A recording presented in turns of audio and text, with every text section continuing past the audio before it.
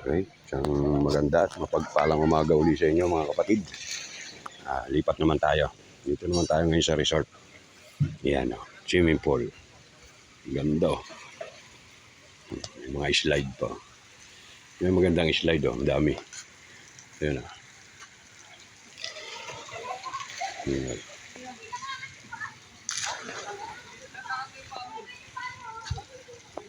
Yan. Maganda ng cottage nyo. Tingnan natin ito. Ito maganda eh. Sa gitna ng pool, mayroong anong tawag dito. Yun o, may kuweba o.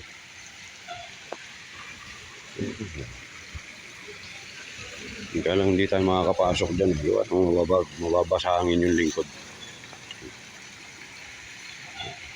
Ang ganda niya.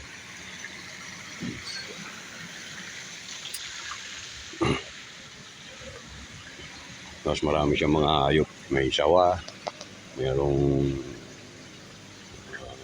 iguana, may mga sari-saring manok. Pupuntahan natin. Tingnan nyo yung ating mga alagang manok dito.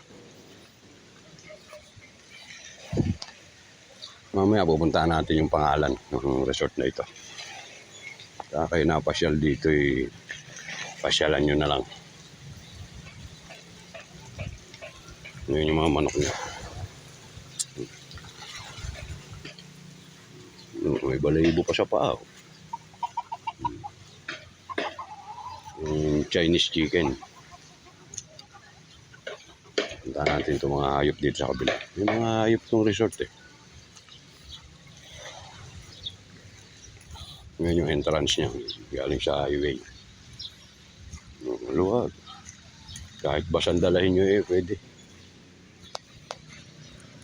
Aba, sus, Ginoo. May sawa pala rin, puti. Oh. May sawang puti. Dilaw pala, hindi puti.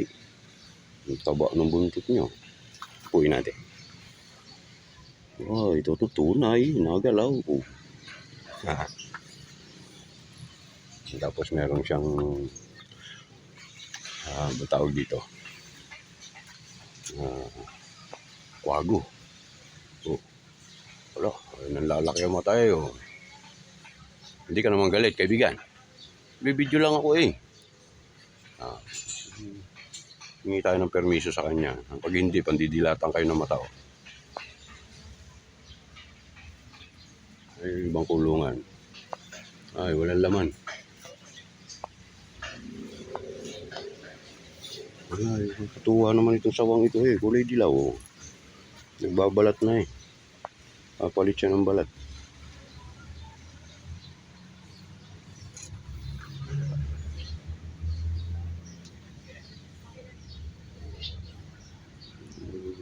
Hindi totoo eh.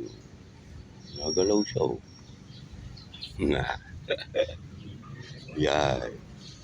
Yan ang ahas ni Suma. Ikot tayo ulit. Nakita ko meron pa ibang mga hayop dito eh. Hanapin natin. Meron silang maliit na restaurant. Oh. Hindi kayong umorder dyan kung anong gusto nyo. Meron daw dyan inihaw na dragon.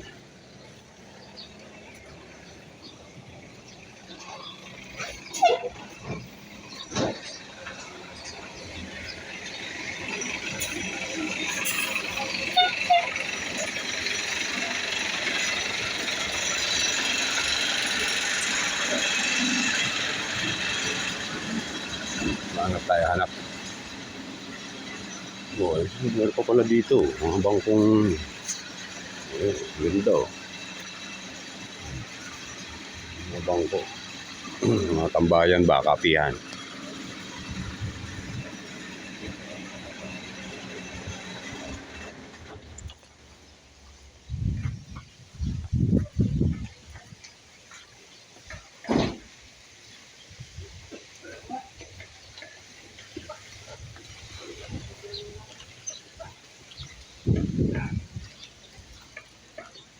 Ayaw pala yung unggoy.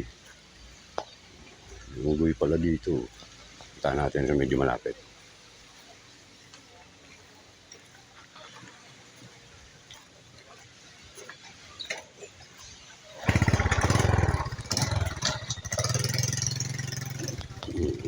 laruan din ng bata. Oh.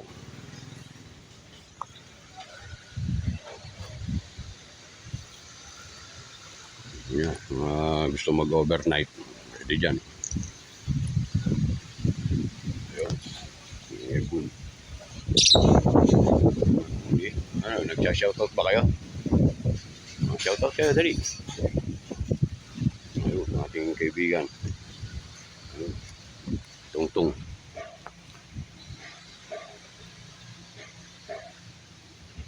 Sa klase may edad na siya. Pero babae.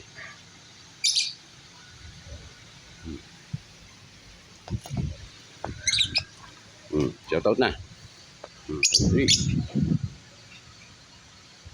Ayaw naman. Ang ganda. Punta natin yung pangalan nitong resort.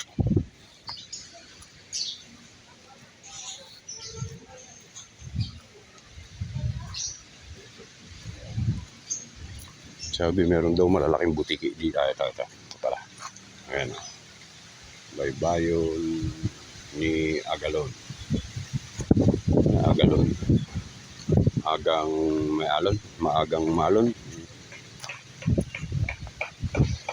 Medyo umuulan na. Pasyalan pa rin natin yan. Ating ikutin.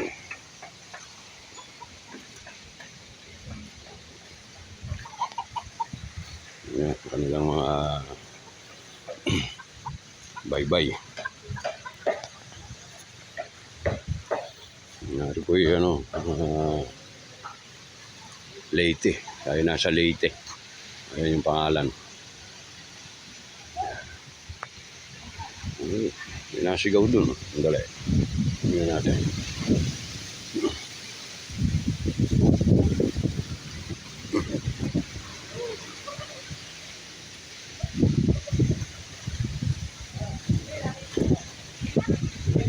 Ayun. Ayun. Tama naman natin yung ating mama na ano.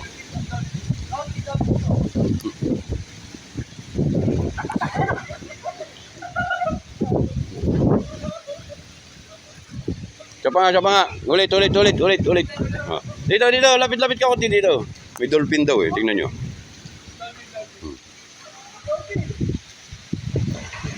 Busit. Busit na dolphin yan.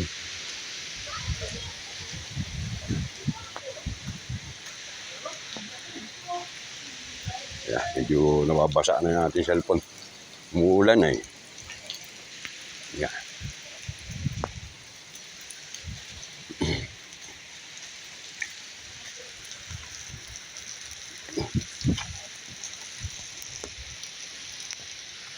Yeah, no, di ba? Tanaw na.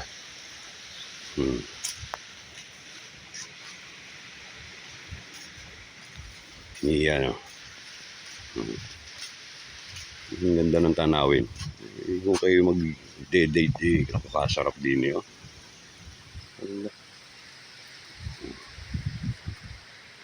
Oh, may yati pa, oh. May pinakargahan ko na ng krudo yan at mamaya ako yung mamamasyal doon sa gitna.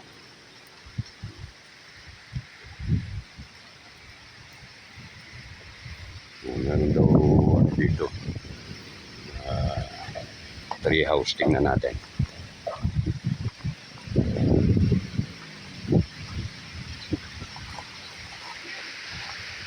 Yan o, yung ganda ng cottage.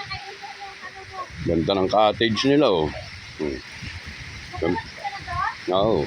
Tingnan ko na yung mga ala. May ahas pala doon, sawang dilaw. Oo, sawa, kulay dilaw. Tingnan mo, laki. Ano katabaw? Gahita ako. Siyempre, yung aming salbabidang buhay. Mamaya. Ayun, yung pala yung sinasabing tree house. Oh, tree house. Tree house, bakit isa lang? Dapat tatlo. Di ba dapat tatlo? Bihira. Kaya ako pa naman hinanap para makakita akong tatlong bahay. Sir, saan kaway nga dyan, sir? Ayan o, tree house daw. Tapos isa lang yung bahay. Yun o. Andun pala yung nakataling doon. Ano pa? Anong tawag dito? Anong tawag dyan sa bangka maliit? Hindi. Ito. Kayak. Gusto nyo magkayak, oh. Dali. Kaganda eh. Masarap dito kung kagabi hindi umuulan, no? Tapos dito ko, tas bilog yung buwan, no? Pabilugan ng buwan at ang hangin ay may kalamig. Yan.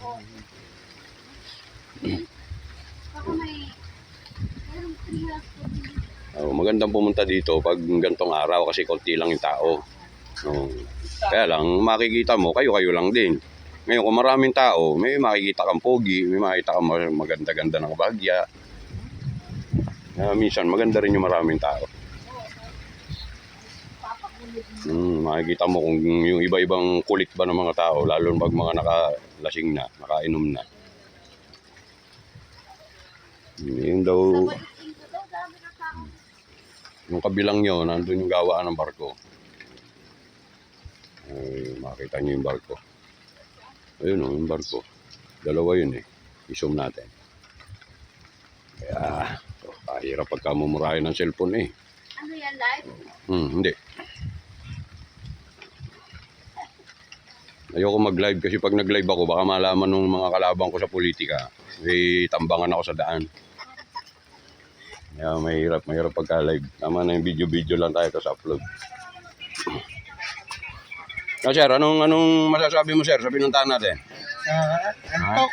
Nakakantok? Jesus, Ginoo ko. Patulog.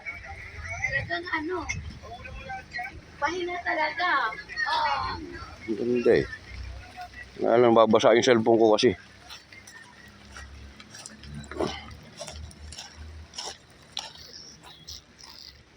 Taan natin yung tabi. Makita nyo yung tanawin naman mula sa sa dagat. Hirap din pala gala. Ay, naku, against the light naman. Yan yung itsura niya. Yan.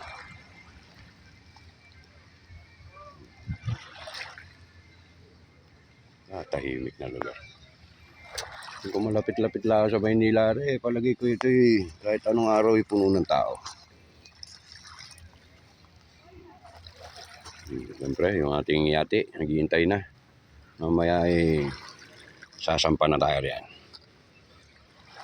Napainit ko lang yung makina.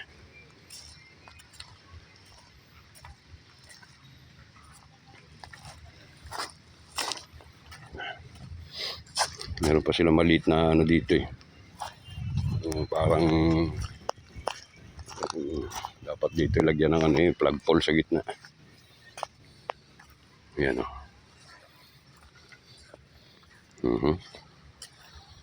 Yan, diba? Parang lalagyan ng tulay ito, kaya lang hindi pa natutuloy. Ang tulay na hindi pa natutuloy. Yan. Mari ko lalagyan ng tulay, ari. Pwede ka magtambay doon sa kulay blue na yun. Higa-higa ka doon. Yan siya. Diba? Gandang tambayan. Lalo na pag bilog ang buwan sa gabi.